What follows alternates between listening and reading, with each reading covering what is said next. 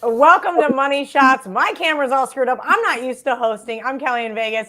We got Rico Bosco here filling in for Megan making money today. So shout out to Rico. I hope everybody in the comments, you guys better be fucking writers and not a bunch of skells. Otherwise, our good producer, Jack McCarthy, happy birthday to Jack. I don't know if I can say that.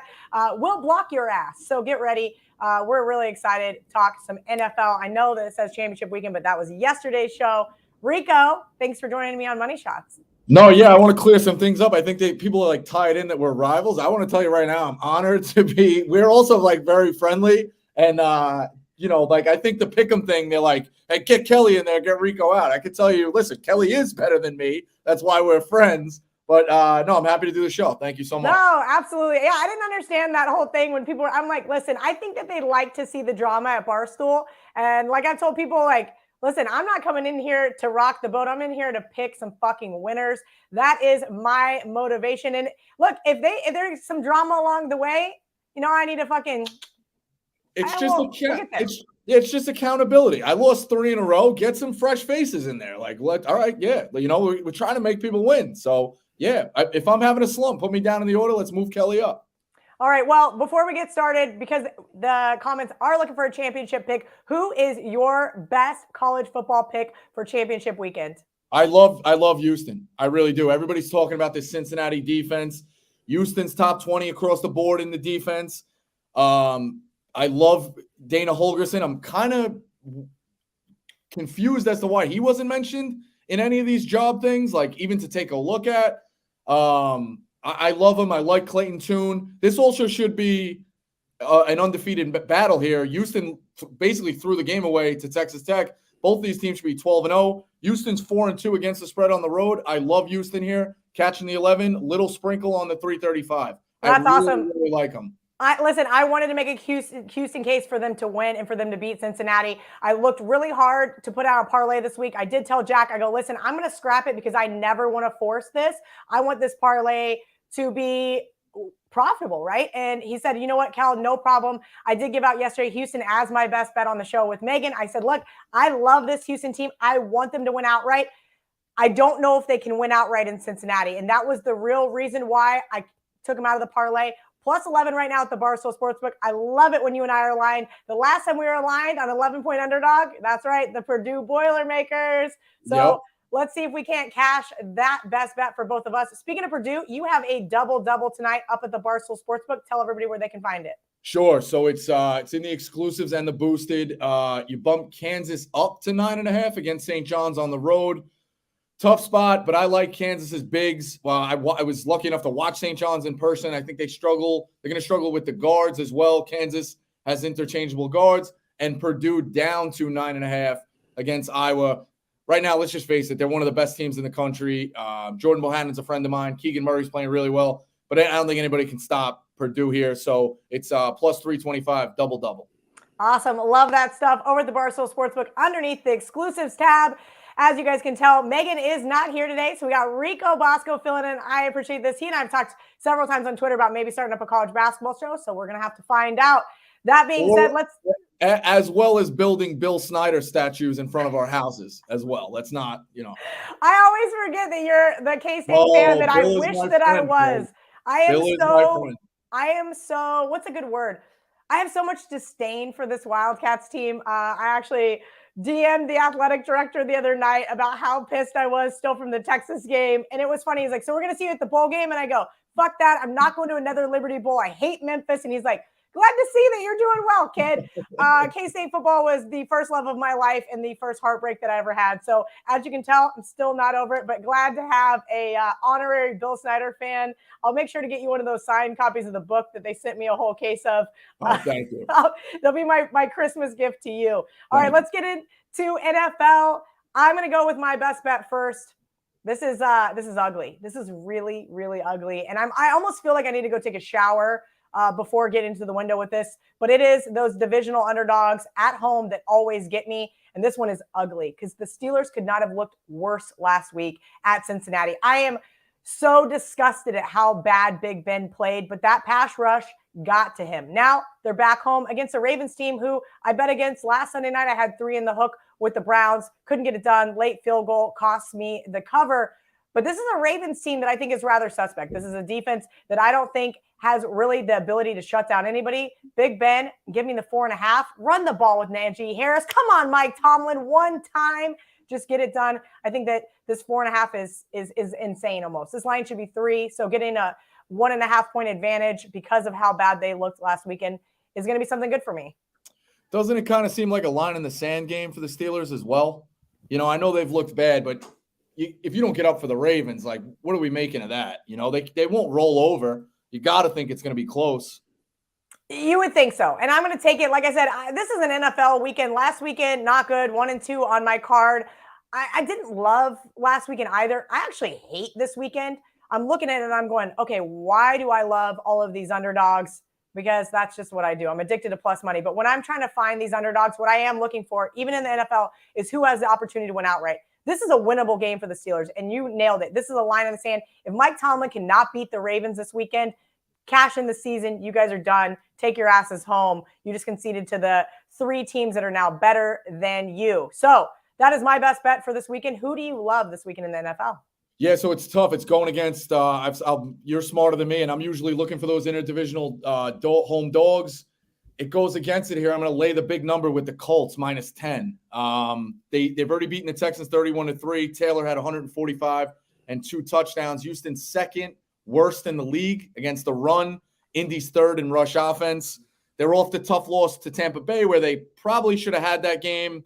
They got a stretch coming up with a bye. New England, Arizona, Vegas, and the Jaguars.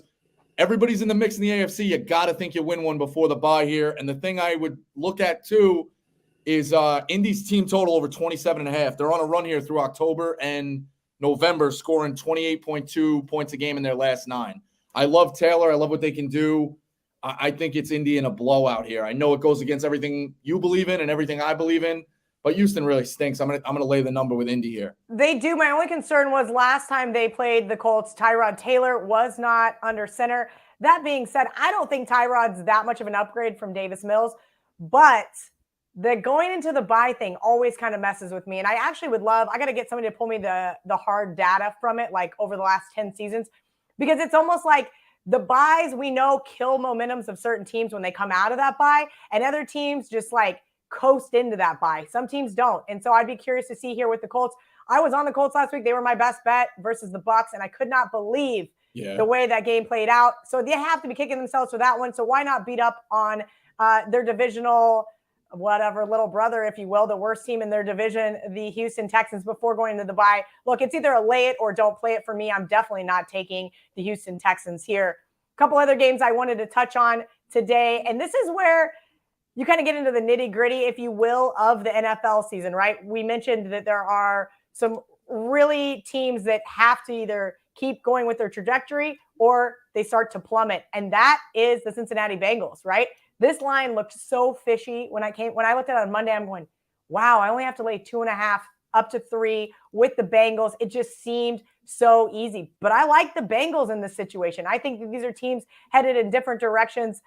The Bengals are a team that can put pressure on Justin Herbert, as we saw last week with Big Ben. They get the run game going. Look, I know that it looks so easy to lay with the Bengals, and I feel kind of square, if you will, but I kind of wanted to get your opinion on this one. Yeah, I know you shame the Weasels, the Pick Central crew. Sometimes we say, the Weasels can be right every once in a while too. I was on that with the Cowboys against the Patriots a couple weeks ago.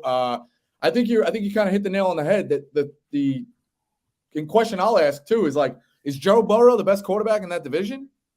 When you start looking at, like, long term, obviously, like, Lamar's really good, but I don't know. Maybe is Joe Burrow the best quarterback in the division? You start getting almost a discount on a guy like this early. I like it. I like Cincy. I think if Joe Burrow can stay healthy, we're going to see years of Joe Burrow building this Bengals franchise back from the depths of hell. So we're going to see how it plays out for him. But I like the 3 here. And, I joke about chalk eating weasels, and I'm going to play some favorites here, but that tells you how much I like those favorites. I just love it when it's more like the entire card is favorite. That's when I like to tell people they're chalk eating weasels, when you're laying 5 or 6 favorites on the NFL Sunday. But hey, I had 3 underdogs last Sunday, and only one of them got there for me, and that was the Denver Broncos.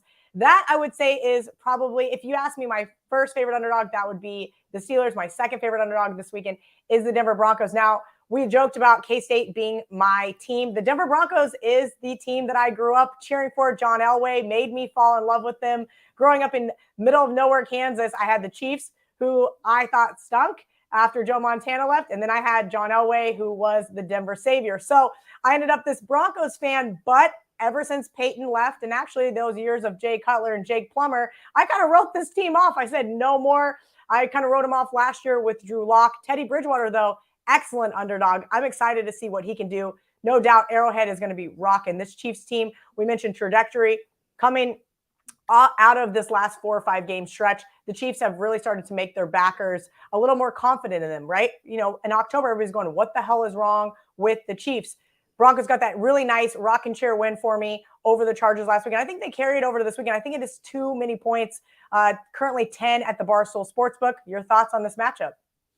It's tough. I agree with you. Everybody was online for that Chiefs funeral, and it turned out we opened the casket, nobody. Like, everybody was like, Chiefs are dead, Chiefs are dead. They're very much back. It's I get everything you're saying, and Teddy Bridgewater's been great against us as a dog. It's just so hard being that you talk about gross, like, you're right. That's tough. Sunday night, you're destined to go to bed ugly, like being frustrated with this Broncos team. I'm rooting for you, but that one's tough. I'm staying away from that one. I think it's funny. I think that there's a point in time where maybe the bookmakers at the 9.5 mark post these lines, because they know if they post 7.5, which is what I think this line should be, the whole world is going to tease the Kansas City Chiefs. Last but not least, I did want to talk about New England, Buffalo, Monday night. You're up there. You work with Dave every single day. We know he's a huge Pats fan. And when this Pats team was 2-4, boy, was I counting my cash. I couldn't wait to get that under 9.5 win ticket. I bet a buddy who's a huge Patriots fan. I text him, hey, if you want to cash out early, here's my Venmo, here's my PayPal, just talking all sorts of shit. And now here I am going, look, this team has won 6 straight. Do you think they can make it 7 on Monday night? I'm hearing a lot about the wind, which worries me a little bit about Buffalo being able to run the ball. Zach Moss is like no longer in the running back picture. They haven't had a lot of success. Belichick's got the defense going. I think the wind is a factor. I'm worried a little bit, though, that we're too far on the Patriots. I know that's famous last words, doubting Bill Belichick, but how many people now, mainstream media, and obviously it's amplified here, but 2001, the defense, like, are we seeing that? Plus 20th anniversary of like when it started, basically. Are we worried a little bit about too much that this is too good to be true? Listen, I totally think the Patriots are the square dog on Monday night, and I still put them in a teaser. I tease them with Washington football team. This was just kind of one of those scenarios where I'm like, you know what? Those square dogs are going to win too. And this is Bill Belichick and not Mac Jones. I know everybody wants to talk about Mac. What Belichick has really done with Mac Jones has been kind of put him in his little box, if you will, right? Keeps him from making mistakes. Why? Because that defense is the backbone of this team. And I think that they're going to get to Josh Allen. Listen, I have a 14-1 Bills ticket. I want the Bills to win the Super Bowl for that ticket, but I have to look at this week by week, and I'm going, you know what, Kelly? You did not upgrade the Patriots fast enough, and I don't think the bookmakers have either. I think this is a perfect teaser spot on Monday night with this low total for the Patriots. I'm going to say I think the Patriots get the win here. I feel a little square saying that, but that's kind of where I'm at with everything. Are there any other games that you wanted to touch on? I would look at Washington as a small dog, the way they're playing. I like the Washington. Rico had 10.5 units on Ohio State. 10.5 units on Ohio State. You have them on your show now? I love this. What's your game of the year this weekend?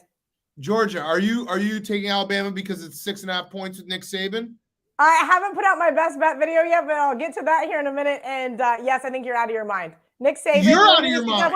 You want to give me plus 195 at the Barstool Sportsbook with Alabama? Alabama sucks. Alabama once sucks. In a decade. This is a once in a decade type of bet. You're the other way around. You're going to say to yourself at the end of this whole college football playoffs, right? In mid-January, you're going to be like, I could have bet Georgia at under a touchdown against someone this year, and I didn't do it? Just think about it. All right, have Big good Cat weekend. Good coming in with logic. the mind fuck. That's good logic on both sides. Yeah, I would take a look quick at Washington football team. I like the way Heineke's playing. I saw some sharps throwing out Washington football team in the summer at like very, very high odds of Super Bowl. Yeah, you were on that list too, right? Yeah, and listen, I was wanting Ryan Fitzpatrick, but it was more so that defense. And that defense really disappointed me during that hard stretch. There was a 5 or 6 game stretch where I'm like, God, I was dead wrong on this team. Now we've seen them string together a few nice wins. Obviously, Bucks, I keep betting against them on the road. That was another one, plus 9.5. To get that outright win was great for this team. They concern me on the road. The last time I took Washington football team on the road was at the Packers, and they were allergic to the red zone. I mean, every time they got within 5 yards of the end zone, something catastrophic happened. And unfortunately, I live with a Packers fan, so that was a really shitty game for me. Yeah, I don't like them going cross country. The last one, I heard this stat, and I didn't believe it. I had to check it 3 times. Do you know how many times the Jets have beaten the Philadelphia Eagles straight up in their history? No. 0-11. Okay. Smitty's on the Eagles off of the tough loss with the Giants. Maybe they split the series here with the New York teams. I don't really love the Jets. I know Salah's a guy to root for. I don't like the way they're trending. Philly seems like a zigzag type team. I don't really hate laying the 6.5 here with Philly. I think something's in the air. Maybe the Jets just can't get it done. Yeah, this is a Jets team that I think a lot of, unfortunately for them, Jets fans thought, hey, look, this team can maybe win 7 or 8 games this year. And I laughed, and I'm going to hopefully laugh all the way to the bank. I have the under 6.5 here. So I hope you're right. I get very nervous with laying points on the road, right? I always have been told by guys over the years, like, Kelly, you're never going to get rich laying points on the road.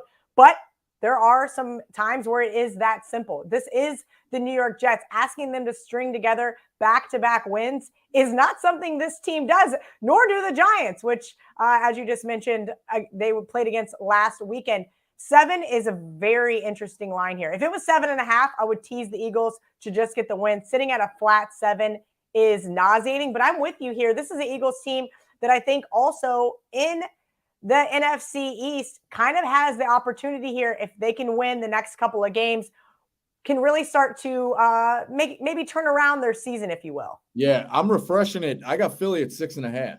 Oh. Yeah.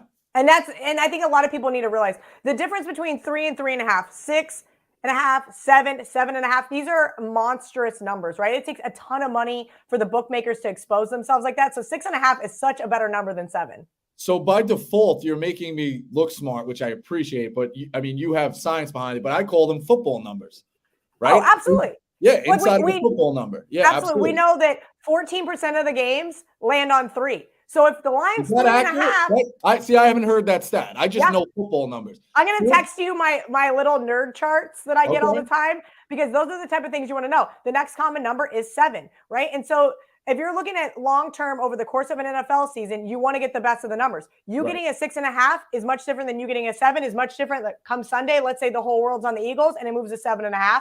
We see these bookmakers get middled from time to time because what their job is, and I think a lot of people don't realize this, is to mitigate risk. They're not here predicting outcomes. And so as sports bettors, we're trying to guess how a game's going to progress. When if you just look at the math and the data and realize what the bookmakers are doing, it becomes very interesting. And I'm sorry I get I nerd out a little bit there. I think you can educate people in the industry as well. Yeah, they're trying to get 50% of tickets on one perfect scenario, 50% on one side, 50% on the other side, collect the juice, and they move on. They're looking to get. They don't necessarily are looking what a team is actually favored by.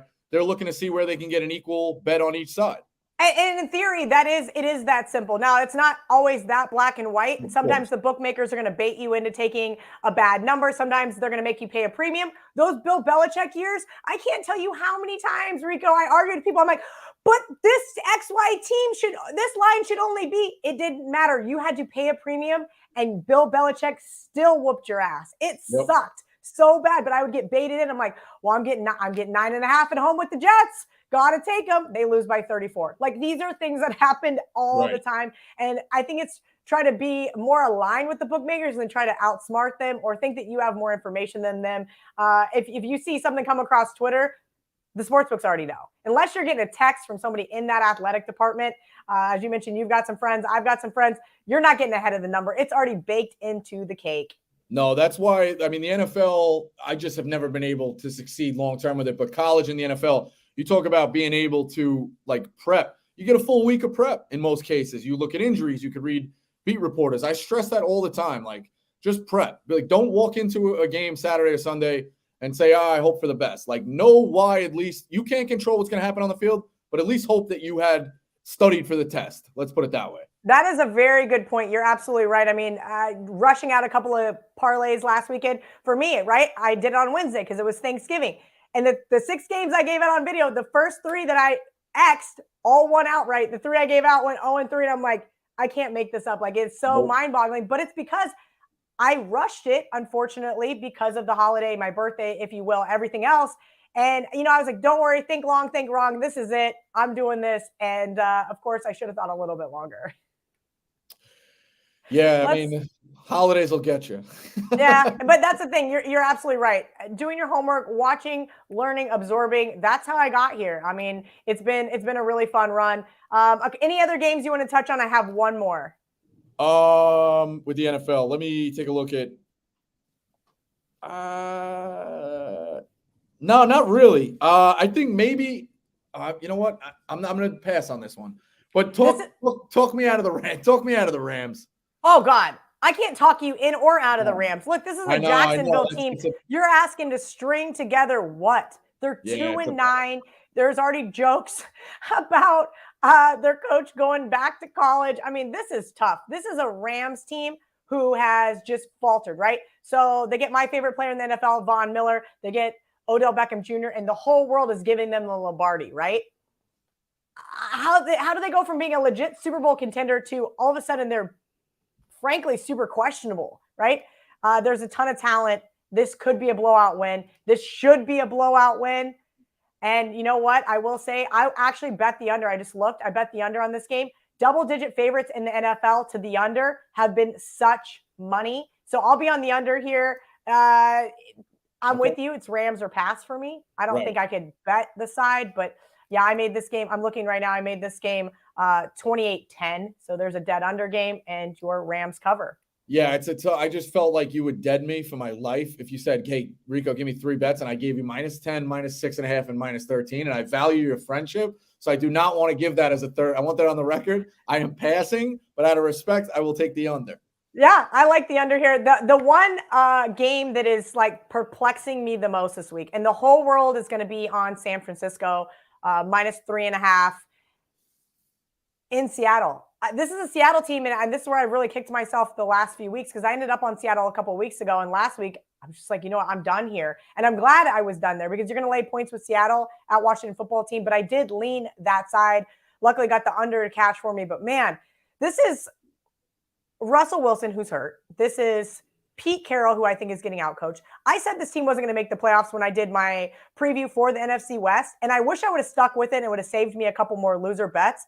Seattle is not well right now, but my problem is here, this is that divisional underdog. It's just barking at me. Kelly, Seattle's the place. Yeah, and it's getting in my head. So I kind of want to know what your logic is here on this game. I'm probably going to stay away, but there is something so fishy about this line. I usually am all over. I blind bet interdivision home dogs straight up. It hasn't been great this year. There also haven't been. No, it hasn't, because I do very similar. Yep, there haven't been that many. The thing I worry about is, are you buying tickets to a show for your favorite band and for a concert you're really amped up and you're going to get there and they suck? Like, are we at the end of the road here with this Seattle run? Like Wilson maybe on his way out. Are they happy with Pete Carroll? Tough year. That's the only thing from a big picture thing I'm looking at with Seattle. Yeah, I mean, look, when you have teams going in different directions, this Niners team has been fairly well. They finally started to run the ball. Their defense is stepping up. Jimmy G is making less mistakes, if you will. But this one, for some reason, this line came out. I immediately wrote down Seattle. And because it is that divisional underdog at home, And I'm going, what am I missing here? Why can't I get to the window with this team? But I think you might be right. There are sometimes ends of an era, and this may be the end of the Pete Carroll era in Seattle, maybe the end of the Russell Wilson era in Seattle. So I guess we're going to find out on Sunday afternoon. I think I'm going to hard pass on this one. So just to kind of recap, I am on the Steelers, I'm on the Broncos, and I'm on the Bengals. I feel really apprehensive going against some really sharp guys on that one, but I'm going to let them pass the eye test here for me. Recap your best bets for this weekend. Sure. I'm on the Colts. I'm on the Eagles, and you talked me into Cincy. I like everything you're saying about that. So you can give me those three, and that's the way I'll end it. I love to see it. Also, yeah. Rico and I both really like the Houston Cougars, plus 11 right now, currently at the Barstool Sportsbook for tomorrow. Let's see if we can't get maybe a little bit of that money line sprinkle. Thank you to Rico for filling in for Megan today. You guys all go on Twitter, send Megan some purple hearts like I always like to do. She's kind of going through a little bit right now, but we do miss her, but we do appreciate Rico filling in. And we'll also fill you guys in on if Rico and I can get a college basketball show going on here in the next couple of weeks. I love it. Thank you, Kelly. Have a great weekend. Thanks, guys.